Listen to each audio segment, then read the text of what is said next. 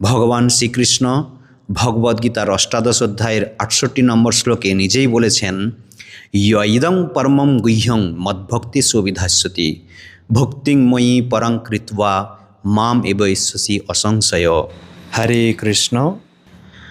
মোক্ষদা একাদশী বা গীতা জয়ন্তী, এই দিনটি হলো সেই দিন যেদিন ভগবান শ্রীকৃষ্ণ কুরুক্ষেত্রের যুদ্ধক্ষেত্রে অর্জুনকে শ্রীমদ্ ভগবদ্গীতা উপদেশ দান করেন।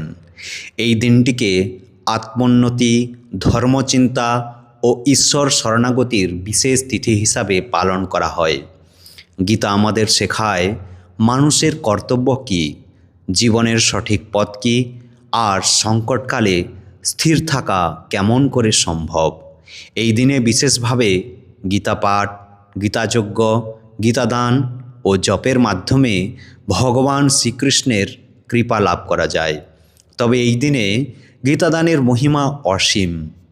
গীতার মূল শিক্ষা, যা ঘটেছে তা ঠিকই ঘটেছে, যা হচ্ছে তা ঠিকই হচ্ছে, যা হবে সেটাও ঠিকই হবে, তুমি শুধু তোমার কর্তব্য করো।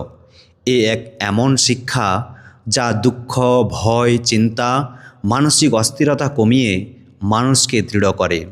তাই গীতা শুধু ধর্মগ্রন্থ নয়, জীবনের দর্শন। তাই গীতা জয়ন্তী মানে জ্ঞানের আলো সর্বত্র ছড়িয়ে দেওয়ার দিন। ভগবান শ্রীকৃষ্ণ ভগবদ্গীতার অষ্টাদশ অধ্যায়ের ৬৮ নম্বর শ্লোকে নিজেই বলেছেন, ইয়ং পরমং গুহ্যং মদ্ভক্তি সুবিধাস্যতি ভক্তিং ময়ি পরং কৃত্বা মাম এবৈষ্যসি অসংশয়।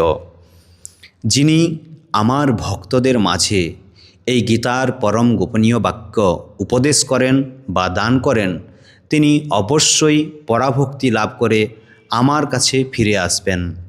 সুতরাং ভগবানের এই বিশেষ কৃপা যাতে আমরা লাভ করতে পারি, তার জন্য ভগবদ্গীতার জ্ঞান বা ভগবদ্গীতা দান করা আমাদের প্রত্যেকেরই কর্তব্য।